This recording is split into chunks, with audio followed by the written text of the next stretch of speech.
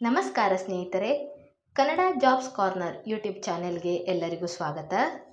Indian ಏರ್ಫೋರ್ಸ್ನಲ್ಲಿ ವಿವಿಧ ಹುದ್ದೆಗಳ ಒಂದು ನೇಮಕಾತಿ ನಡೀತಾ ಇರುವಂಥದ್ದು.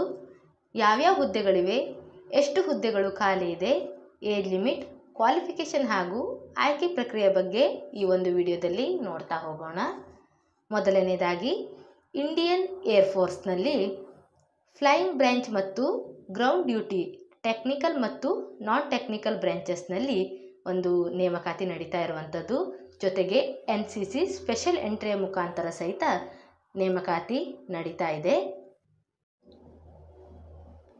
ಮಹಿಳಾ ಮತ್ತು ಪುರುಷ ಅಭ್ಯರ್ಥಿಗಳು ಈ ಒಂದು ಹುದ್ದೆಗೆ ಅರ್ಜಿಯನ್ನು ಸಲ್ಲಿಸಬಹುದು ಹಾಗೂ ಆನ್ಲೈನ್ AFCAT ಎಕ್ಸಾಮನ್ನು ಫೆಬ್ರವರಿ 22, 2025 ಮತ್ತು ಫೆಬ್ರವರಿ 23, 2025 ಆನ್ಲೈನ್ ಎಕ್ಸಾಮ್ ನಡೆಯುತ್ತದೆ.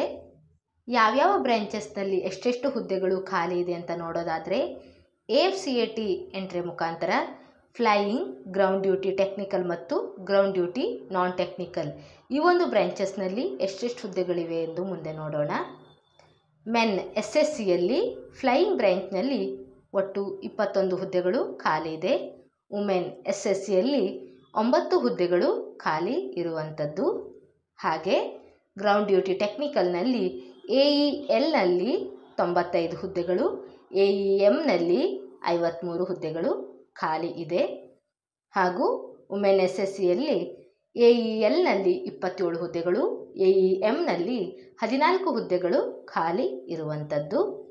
ಗ್ರೌಂಡ್ ಡ್ಯೂಟಿ ನಾನ್ ಟೆಕ್ನಿಕಲ್ನಲ್ಲಿ ವೆಪನ್ ಸಿಸ್ಟಮ್ WS ಬ್ರಾಂಚ್ನಲ್ಲಿ 14 ಹುದ್ದೆಗಳು ಖಾಲಿ ಇದೆ. ಅಡ್ಮಿನ್ನಲ್ಲಿ 42 ಹುದ್ದೆಗಳು, LGSನಲ್ಲಿ 13, ಆ್ಯಕ್ಟ್ಸ್ನಲ್ಲಿ 11, EDNನಲ್ಲಿ 7, METಯಲ್ಲಿ 7 ಹುದ್ದೆಗಳು ಖಾಲಿ ಇರುವಂಥದ್ದು. ಹಾಗೂ ವುಮೆನ್ SSCಯಲ್ಲಿ ವೆಪನ್ ಸಿಸ್ಟಮ್ WS ಬ್ರಾಂಚ್ನಲ್ಲಿ 3 ಹುದ್ದೆಗಳು ಖಾಲಿ ಇದೆ. ಹಾಗೂ ಅಡ್ಮಿನ್ನಲ್ಲಿ 11 ಹುದ್ದೆಗಳು, LGSನಲ್ಲಿ 3, ಆ್ಯಕ್ಟ್ಸ್ನಲ್ಲಿ 2, EDNನಲ್ಲಿ 2, METಯಲ್ಲಿ 2 ಇಷ್ಟು ಹುದ್ದೆಗಳು ಖಾಲಿ ಇದೆ. NCC ಸ್ಪೆಷಲ್ ಎಂಟ್ರಿ ಮುಖಾಂತರ ಫ್ಲೈಯಿಂಗ್ ಬ್ರಾಂಚ್ನಲ್ಲಿ ಎಷ್ಟು ಹುದ್ದೆಗಳು ಖಾಲಿ ಇದೆ ಅಂತ ನೋಡೋಣ. 10% seat out of CDSC vacancies for PC and 10% seats out of AFCAT vacancy for SSC. 10% ಸೀಟನ್ನು NCC ಅಭ್ಯರ್ಥಿಗಳಿಗೆ ಮೀಸಲಾಗಿರ್ತದೆ. ಈ ಹುದ್ದೆಗಳಿಗೆ ಬೇಕಾದಂತಹ ಏಜ್ ಲಿಮಿಟ್ ಎಷ್ಟು ಅಂತ ನೋಡೋದಾದರೆ, flying branch through AFCAT and NCC special entry ಈ ಒಂದು ಹುದ್ದೆಗಳಿಗೆ ಅಭ್ಯರ್ಥಿಗಳು 20ರಿಂದ 24 ವರ್ಷದ ಒಳಗಿನ ಅಭ್ಯರ್ಥಿಗಳು ಅರ್ಜಿಯನ್ನು ಸಲ್ಲಿಸಬಹುದು. ಅಂದರೆ ಜನವರಿ 2, 2002ರಿಂದ ಜನವರಿ 1, 2006 ಒಳಗೆ ಜನಿಸಿರುವಂತಹ ಎಲ್ಲ ಅಭ್ಯರ್ಥಿಗಳು ಅರ್ಜಿಯನ್ನು ಸಲ್ಲಿಸಬಹುದು. ಹಾಗೆ commercial pilot licence issued by DGCA ಈ ಒಂದು ಲೈಸೆನ್ಸ್ ಹೊಂದಿರುವಂತಹ ಅಭ್ಯರ್ಥಿಗಳಿಗೆ 26 ವರ್ಷದವರೆಗೆ ಒಂದು ಅರ್ಜಿ ಸಲ್ಲಿಸಲು ಅವಕಾಶವಿರುತ್ತದೆ. Ground duty technical and non technical branches ಈ ಒಂದು ಹುದ್ದೆಗಳಿಗೆ ಅರ್ಜಿ ಸಲ್ಲಿಸುವಂಥ ಅಭ್ಯರ್ಥಿಗಳಿಗೆ 20ರಿಂದ 26 ವರ್ಷದ ಒಳಗಿನ ಅಭ್ಯರ್ಥಿಗಳು ಅರ್ಜಿಯನ್ನು ಸಲ್ಲಿಸಬಹುದು. ಹಾಗೂ ಜನವರಿ 2, 2000ದಿಂದ ಜನವರಿ 1, 2006 ಒಳಗೆ ಜನಿಸಿರುವಂತಹ ಎಲ್ಲ ಅಭ್ಯರ್ಥಿಗಳು ಅರ್ಜಿಯನ್ನು ಸಲ್ಲಿಸಬಹುದಾಗಿರ್ತದೆ.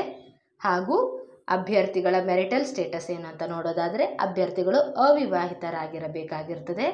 ಪುರುಷ ಮತ್ತು ಮಹಿಳಾ ಅಭ್ಯರ್ಥಿಗಳು ಇವರು ಅವಿವಾಹಿತರಾಗಿರಬೇಕು. ಈ ಹುದ್ದೆಗಳಿಗೆ ಬೇಕಾದಂತಹ ಎಜುಕೇಷನಲ್ ಕ್ವಾಲಿಫಿಕೇಷನ್ ಏನು ಅಂತ ನೋಡೋದಾದರೆ, ಫಾರ್ ಫ್ಲೈಯಿಂಗ್ ಬ್ರಾಂಚ್ ಈ ಒಂದು ಹುದ್ದೆಗಳಿಗೆ ಅರ್ಜಿ ಸಲ್ಲಿಸುವಂಥ ಅಭ್ಯರ್ಥಿಗಳು PUCಯನ್ನು ಪಾಸಾಗಿರಬೇಕು ವಿತ್ ಮ್ಯಾಥ್ಸ್ ಆ್ಯಂಡ್ ಫಿಸಿಕ್ಸ್ ಈ ಒಂದು ಸಬ್ಜೆಕ್ಟನ್ನು ಅಧ್ಯಯನ ಮಾಡಿರಬೇಕಾಗಿರುತ್ತದೆ. ಜೊತೆಗೆ ಡಿಗ್ರಿಯನ್ನು 3 ವರ್ಷದ ಡಿಗ್ರಿಯನ್ನು ಪಾಸಾಗಿರಬೇಕು. ಇದರಲ್ಲಿ 60% ಮಿನಿಮಮ್ 60% ಮಾರ್ಕ್ಸನ್ನು ತೆಗೆದುಕೊಂಡಿರಬೇಕಾಗಿರುತ್ತದೆ. ಹಾಗೂ ಇನ್ನೂ ಒಂದು ಕ್ವಾಲಿಫಿಕೇಷನನ್ನು ಸಹ ನೀಡಿದ್ದಾರೆ. BE ಆರ್ BTech ಪದವಿಯನ್ನು ಪಡೆದುಕೊಂಡಿರಬೇಕು ವಿತ್ 60% ಮಿನಿಮಮ್ ಮಾರ್ಕ್ಸ್, ಕನಿಷ್ಠ 60% ಅಂಕವನ್ನು ಪಡೆದುಕೊಂಡಿರಬೇಕಾಗಿರುತ್ತದೆ. ಜೊತೆಗೆ ಇನ್ನೂ ಒಂದು ಕ್ವಾಲಿಫಿಕೇಷನನ್ನು ಸಹ ನೀಡಿದ್ದಾರೆ. Candidate who have passed cleared section A and B examination of associate membership of Institution of Engineers or Aeronautical Society of India from a recognized university with a minimum 60% of marks or equivalent. ಈ ಒಂದು ಪದವಿಯನ್ನು ಸಹ ಪಡೆದುಕೊಂಡಿರಬೇಕಾಗಿರುತ್ತದೆ. ಹಾಗೂ ground duty technical ಬ್ರ್ಯಾಂಚ್ನಲ್ಲಿ ಒಂದು ಅರ್ಜಿ ಸಲ್ಲಿಸುವಂಥ ಅಭ್ಯರ್ಥಿಗಳಿಗೆ aeronautical engineering, electronics ಈ ಒಂದು ಪದವಿಗೆ ಸಂಬಂಧಪಟ್ಟಂತೆ ಕೆಲವೊಂದು ಮಾಹಿತಿಯನ್ನು ಸಹ ನೀಡಿದ್ದಾರೆ. ಅಭ್ಯರ್ಥಿಗಳು ಮಿನಿಮಮ್ 50% ಮಾರ್ಕ್ಸನ್ನು PUCಯಲ್ಲಿ ತೆಗೆದುಕೊಂಡಿರಬೇಕು. ಜೊತೆಗೆ ಫಿಸಿಕ್ಸ್ ಮತ್ತು ಮ್ಯಾಥ್ಸನ್ನು study ಮಾಡಿರಬೇಕಾಗಿರುತ್ತದೆ.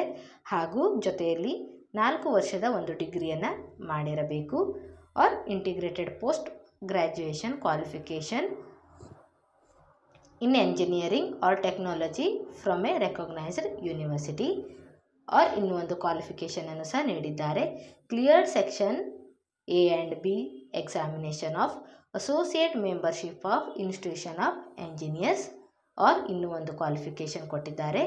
Aeronautical society of India or graduate membership examination of the institution of electronics and telecommunication engineers by actual studies with a minimum 60% marks or equivalent in the following discipline.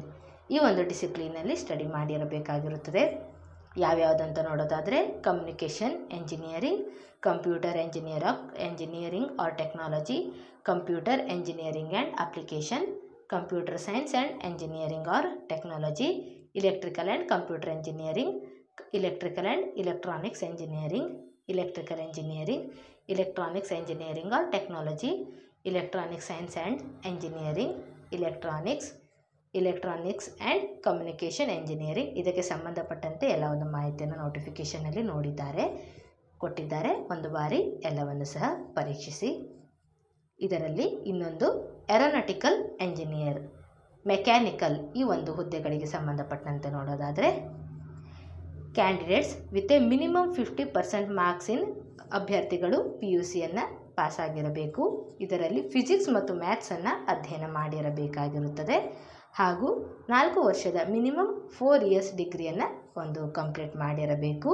R integrated post graduation qualification in engineering or technology from a recognised university.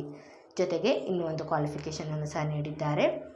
Cleared sections A and B examination of associate membership of Institution of Engineering or Aeronautical Society of India by actual studies with a minimum of 60% marks or equivalent in the following discipline. ಈ ಒಂದು ಡಿಸಿಪ್ಲಿನ್ನಲ್ಲಿ ಅಧ್ಯಯನ ಮಾಡಿರಬೇಕು. Aerospace engineering, aeronautical engineering, aircraft maintenance engineering, mechanical engineering and automation, mechanical engineering production, mechanical engineering repair and maintenance, mechatronics, industrial engineering, manufacturing engineering, production and industrial engineering.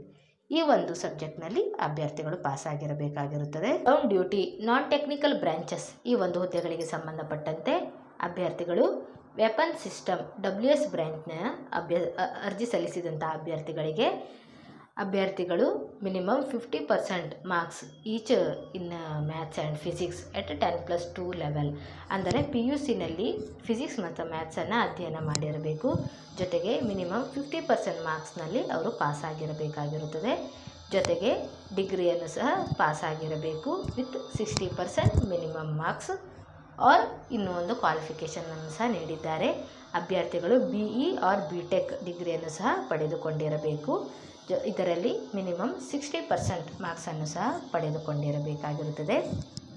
Administration and ಲಾಜಿಸ್ಟಿಕ್ಸಲ್ಲಿ ನೋಡೋದಾದರೆ ಅಭ್ಯರ್ಥಿಗಳು ಡಿಗ್ರಿಯನ್ನು ಪಾಸಾಗಿರಬೇಕು with minimum 60% ಮಾರ್ಕ್ಸ್ನಲ್ಲಿ ಪಾಸಾಗಿರಬೇಕಾಗಿರುತ್ತದೆ.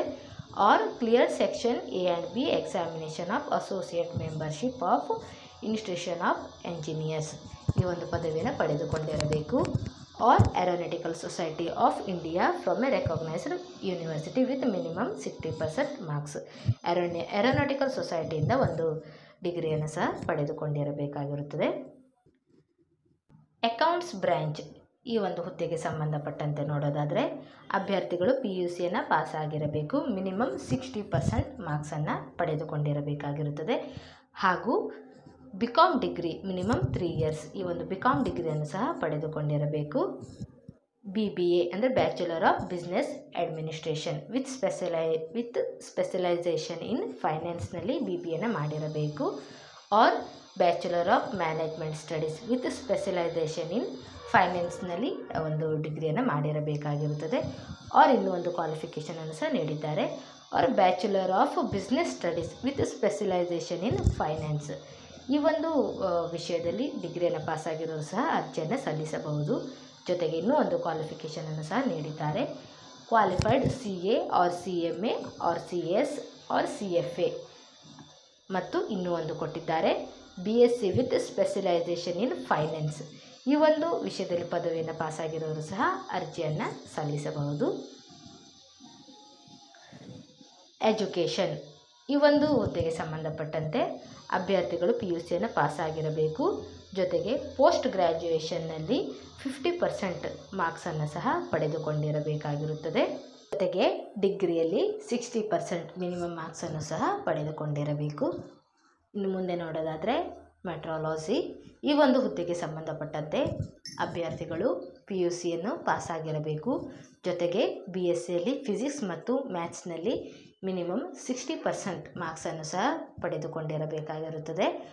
R equivalent or 4 years graduation in engineering or technology discipline with minimum 60% marks or equivalent in the following streams. ಇಲ್ಲಿ ಕೆಲವೊಂದು ಸ್ಟ್ರೀಮ್ಸನ್ನು ಸಹ ನೀಡಿದ್ದಾರೆ, communication engineering, computer engineering or technology, computer engineering and application, computer science and engineering or technology, electrical and computer engineering. ಇದಕ್ಕೆ ಸಂಬಂಧಪಟ್ಟಂತೆ ಇನ್ನೂ ಕೆಲವೊಂದು ಸ್ಟ್ರೀಮ್ಸನ್ನು ಸಹ ನೋಟಿಫಿಕೇಷನ್ನಲ್ಲಿ ನೀಡಲಾಗಿದೆ. ಒಂದು ಬಾರಿ ಅವೆಲ್ಲವನ್ನು ಸಹ ಪರೀಕ್ಷಿಸಿ. ಈ ಒಂದು ಹುದ್ದೆಗಳಿಗೆ ಅಭ್ಯರ್ಥಿಗಳು ಆನ್ಲೈನ್ ಮುಖಾಂತರ ಅರ್ಜಿಯನ್ನು ಸಲ್ಲಿಸಬೇಕಾಗಿರುತ್ತದೆ. ಕೆರಿಯರ್ ಇಂಡಿಯಾ airforce.cdac.in ಈ ಒಂದು ವೆಬ್ಸೈಟ್ ಮುಖಾಂತರ ಅಭ್ಯರ್ಥಿಗಳು ಅರ್ಜಿಯನ್ನು ಸಲ್ಲಿಸಬೇಕಾಗಿರುತ್ತದೆ. ಜೊತೆಗೆ ಇನ್ನೂ ಒಂದು ವೆಬ್ಸೈಟನ್ನು ಸಹ ನೀಡಿದ್ದಾರೆ, afcat.cdac.in. ಈ ಒಂದು ವೆಬ್ಸೈಟ್ ಮುಖಾಂತರ ಸಹ ಅಭ್ಯರ್ಥಿಗಳು ಅರ್ಜಿಯನ್ನು ಸಲ್ಲಿಸಬಹುದು. ಹಾಗೂ ಅಪ್ಲಿಕೇಶನ್ ಫೀಸ್ ಎಷ್ಟಿರುತ್ತೆ ಅಂತ ನೋಡೋದಾದರೆ ಅಭ್ಯರ್ಥಿಗಳಿಗೆ 550 ರೂಪಾಯಿ ಅಪ್ಲಿಕೇಶನ್ ಎಕ್ಸಾಮಿನೇಷನ್ ಫೀಸ್ ಇರುತ್ತದೆ. ಜೊತೆಗೆ GST ಸಹ ಇರುತ್ತದೆ. ಅಭ್ಯರ್ಥಿಗಳು ಪೇಮೆಂಟನ್ನು ಆನ್ಲೈನ್ ಥ್ರೂ ಮಾಡಬೇಕಾಗಿರುತ್ತದೆ. ಯಾವುದೇ ಕ್ಯಾಶ್ ಹಾಗೂ DDಯ ಒಂದು ಸೌಲಭ್ಯವಿರುವುದಿಲ್ಲ. ಎಕ್ಸಾಮಿನೇಷನ್ ಪ್ರೋಸೆಸ್ ಹೇಗಿರುತ್ತೆ ಅಂತ ನೋಡೋದಾದರೆ AFCAT ಈ ಒಂದು ಎಕ್ಸಾಮಿಗೆ ಸಂಬಂಧಪಟ್ಟಂತೆ general awareness, verbal ability in English, numerical ability and reasoning and military aptitude test ಈ ಒಂದು ಸಬ್ಜೆಕ್ಟ್ಗಳ ಮೇಲೆ ಕ್ವಶನ್ಸ್ಗಳನ್ನು ಕೇಳಲಾಗುತ್ತದೆ. ಅಭ್ಯರ್ಥಿಗಳಿಗೆ 2 ಗಂಟೆಗಳ ಕಾಲಾವಕಾಶವಿರುತ್ತದೆ ಹಾಗೂ ಮ್ಯಾಕ್ಸಿಮಮ್ 300 ಮಾರ್ಕ್ಸ್ ಇರುತ್ತದೆ. 100 ಕ್ವಶನ್ಸ್ಗಳು ಇರುತ್ತವೆ. ಅಂದರೆ ಪ್ರತಿಯೊಂದು ಪ್ರಶ್ನೆಗೆ 3 ಅಂಕಗಳು ಇರುತ್ತವೆ ಹಾಗೂ ಪ್ರತಿಯೊಂದು ತಪ್ಪಾದ ಉತ್ತರಕ್ಕೂ ಸಹ 1 ಅಂಕವನ್ನು ಕಳೆಯಲಾಗುತ್ತದೆ. ಅಟೆಂಪ್ಟ್ ಮಾಡದೇ ಇರುವಂಥ ಕ್ವಶನ್ಸ್ಗಳಿಗೆ ಮಾರ್ಕ್ಸನ್ನು ನೀಡಲಾಗುವುದಿಲ್ಲ. ಇನ್ನು ಮುಂದೆ ನೋಡೋಣ. ಸಿಲೆಬಸ್ಸನ್ನು ನೋಡೋದಾದರೆ English, general knowledge, general awareness, numerical ability, reasoning and military aptitude test ಈ ಒಂದು ವಿಷಯಗಳ ಮೇಲೆ ಕ್ವಶನ್ಸ್ಗಳನ್ನು ಕೇಳಲಾಗುತ್ತದೆ. ಇದಕ್ಕೆ ಸಂಬಂಧಪಟ್ಟಂತೆ ಸಿಲೆಬಸ್ಸನ್ನು ಸಹ ನೋಟಿಫಿಕೇಷನ್ನಲ್ಲಿ ನೀಡಲಾಗಿದೆ. ಇನ್ನು ಈ ಹುದ್ದೆಗಳಿಗೆ ಸಂಬಂಧಪಟ್ಟಂತೆ ಎಕ್ಸಾಮಿನೇಷನ್ ಸೆಂಟ್ರನ್ನು ಎಲ್ಲೆಲ್ಲಿ ನೀಡಿದ್ದಾರೆ ಅಂತ ನೋಡೋದಾದರೆ ಕರ್ನಾಟಕದಲ್ಲಿ ಬೆಳಗಾವಿ ಮತ್ತು ಬೆಂಗಳೂರಿನಲ್ಲಿ ಅಭ್ಯರ್ಥಿಗಳಿಗೆ ಎಕ್ಸಾಮನ್ನು ಬರೆಯಲು ಅವಕಾಶವಿರುತ್ತದೆ. ಈ ಒಂದು ಹುದ್ದೆಗಳಿಗೆ ವೇತನ ಶ್ರೇಣಿ ಎಷ್ಟಿರುತ್ತೆ ಅಂತ ನೋಡೋದಾದರೆ ಫ್ಲೈಯಿಂಗ್ ಆಫೀಸರ್ ಈ ಒಂದು ಹುದ್ದೆಗೆ 56,100ರಿಂದ 1,77,500 ರೂಪಾಯಿವರೆಗೆ ಸ್ಯಾಲರಿ ಇರುತ್ತದೆ. ಲೆವೆಲ್ 10ನಲ್ಲಿ ಅಭ್ಯರ್ಥಿಗಳಿಗೆ ಸೆಲೆಕ್ಟ್ ಆದಂಥ ಅಭ್ಯರ್ಥಿಗಳಿಗೆ ಒಂದು ಪೇಮೆಂಟನ್ನು ಮಾಡಲಾಗುತ್ತದೆ ಹಾಗೂ MSP 15,500 ಇದು ಇರುತ್ತದೆ. ಜೊತೆಗೆ ಅದರ್ ಅಲವೆನ್ಸಸ್ ಕೂಡ ಇರುತ್ತವೆ. ಅಂದರೆ ಇನ್ಶೂರೆನ್ಸ್ ಇನ್ನಿತರ ಕೆಲವು ಫೆಸಿಲಿಟೀಸ್ಗಳು ಸಹ ಈ ಒಂದು ಹುದ್ದೆಗೆ ಆಯ್ಕೆಯಾದಂಥ ಅಭ್ಯರ್ಥಿಗಳಿಗೆ ಇರುತ್ತದೆ. ಈ ಹುದ್ದೆಗಳಿಗೆ ಅರ್ಜಿ ಸಲ್ಲಿಸುವಂಥ ಅಭ್ಯರ್ಥಿಗಳಿಗೆ ಕೊನೆಯ ದಿನಾಂಕ ಏನು ಅಂತ ನೋಡೋದಾದರೆ ಅಭ್ಯರ್ಥಿಗಳು ಡಿಸೆಂಬರ್ 2, 2024ರಿಂದ ಡಿಸೆಂಬರ್ 31, 2024ರವರೆಗೂ ಸಹ ಅವಕಾಶ ಇರುತ್ತದೆ. ಏನಾದರೂ ಡೌಟ್ಸ್ ಇದ್ದರೆ ಕಮೆಂಟ್ ಬಾಕ್ಸಿನಲ್ಲಿ ಕಮೆಂಟ್ ಮಾಡಿ. ಇನ್ನೂ ಹೆಚ್ಚಿನ ಮಾಹಿತಿಗಾಗಿ ನಮ್ಮ ಚಾನಲನ್ನು ಸಬ್ಸ್ಕ್ರೈಬ್ ಮಾಡಿ.